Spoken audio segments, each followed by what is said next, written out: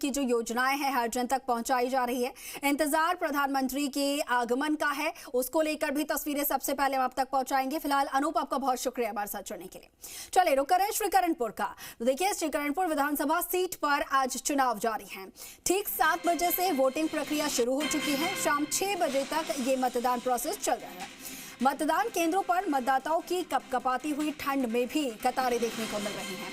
Voting को लेकर जो वोटर्स हैं उनमें जबरदस्त उत्साह है। चुनाव में कुल 12 उम्मीदवार मैदान में हैं। 8 जनवरी को नतीजे आएंगे तो ये जो 12 उम्मीदवार हैं, कैंडिडेट्स हैं, उनके भाग्य का फैसला 8 जनवरी को हो जाएगा।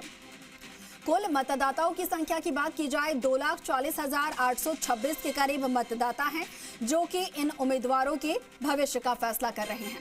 आपको जानकारी दे दें, बीजेपी ने यहां से अपने जो अनुभवी खिलाड़ी हैं सुरेंद्र पाल सिंह टीटी, उन्हें चुनावी मैदान में उतारा है। मंत्री भी रह चुके हैं पहले में। तो ऐसे में बीजेपी ने चुनाव से पहले ही सुरेंद्र पाल सिंह टीटी को देखिए भजनलाल सरकार में मंत्री भी बना दिया। ऐसे में बड़ा दांव बीजेपी की तरफ से खेला गया है। उधर कांग्रेस ने रुपिंदर कुन्नर को चुनावी मैदान में उतारा है। रुपिंदर कुन्नर जो हैं वो गुरमीत सिंह कुन्नर के पुत्र हैं, जो कि गुरमीत सिंह कुन्नर के निधन की वजह से ये जो मतदान है वो स्थगित हो गया था। और ऐसे में उनके पुत्र को, गुरमीत सिंह कुन्नर के पुत्र को यहाँ पर चुनावी मैदान में कांग्रेस ने उतारा है। और इसी के साथ कांग्रेस की तरफ से ये सहानुभूति कार्ड खेला गया है। तो ऐसे में किसका दाव यहाँ पर चलता है, कौन किस पर भारी पड़ता है, इसकी तस्वीर 8 तारीख को साफ होगी।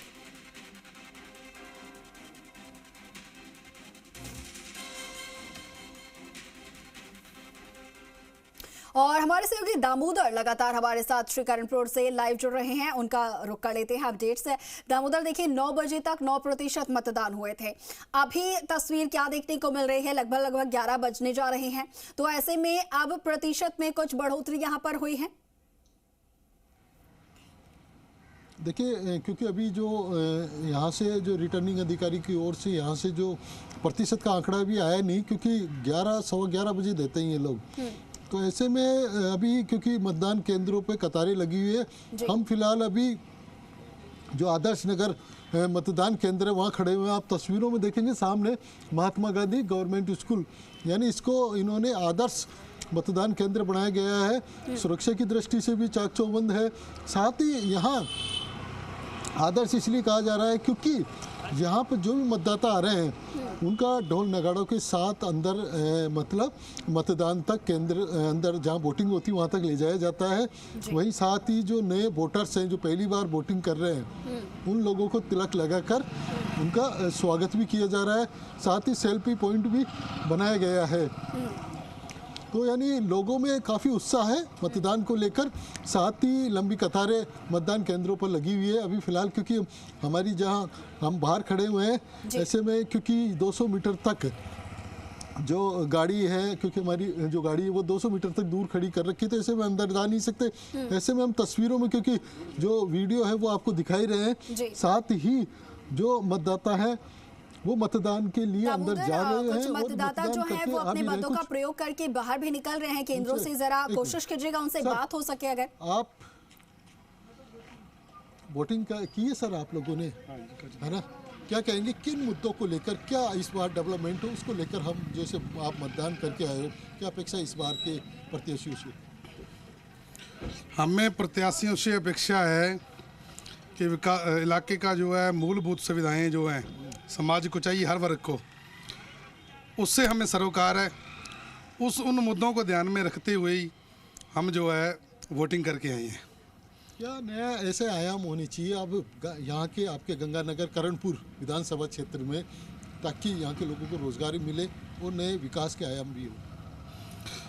सबसे पहले तो मैं ये कहना चाहूँगा, विकास के आयाम जो है उसके रास्ते खुलेंगे कि जो चाहे वो कांग्रेस हो या बीजेपी, आम या कोई भी पार्टी हो, तो उसको सबसे पहले तो कोई भी पार्टी हो, गुरुद्वारा, मंदिर, मस्जिद, जहाँ अदरवाइज कोई भी धार्मिक स्थान है जहाँ धर्म का सहारा लेना छोड़ के केवल और केवल जिसके लिए सरकार चुनी जाती है, जो समाज की अस्पताल की हो, अच्छी सुविधा हेल्प की, अपने इसकी हेल्थ की, और जैसे पानी की, स्वच्छ पानी की, और सबसे जो ज़्यादा है स्कूलों की, जो सुविधा है स्कूल में बच्चों की पढ़ाई की है, एजुकेशन की है, उसमें सबसे ज़्यादा सुधार हो। शिक्षा एक जो रास्ता है ना देश के विकास का सबसे पहला, वो शिक्षा पर ध्यान दे। तो यही एक मुद्दा है जिसको आगे रखकर हमने वोटिंग की है। बिल्कुल, तो देखिए, महिला भी चिकित्सा उनसे बात और करेंगे। मैडम, शिक्षा आप क्या से जुड़े हुए कहेंगे? मुद्दे सामने आए हैं। बिल्कुल बिल्कुल दामोदर, बात कीजिए उनसे। महिलाओं की क्या कुछ समस्याएं हैं, युवाओं को लेकर, जैसा कि हमने बात की थी कुछ देर पहले, युवाओं में नशे को लेकर यहाँ पर बहुत ज्यादा शिकायतें जो दर्ज करवाई जाती है, उसको लेकर जरा बात कीजिए। जो युवा वोटर्स हैं उनके साथ जरा जुड़ने की कोशिश कीजिएगा। देखिए, क्योंकि नशे का है वो सबसे ज़्यादा अहम रोल है यहाँ पर।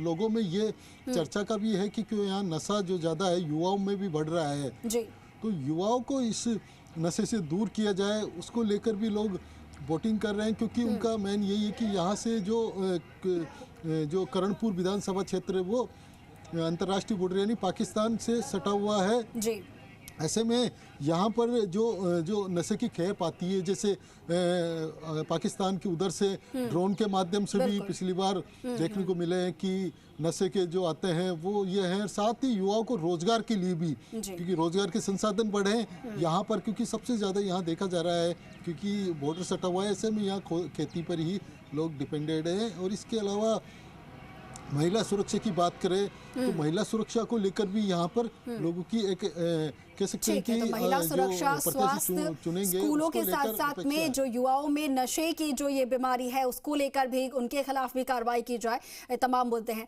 ठीक है दामोदर।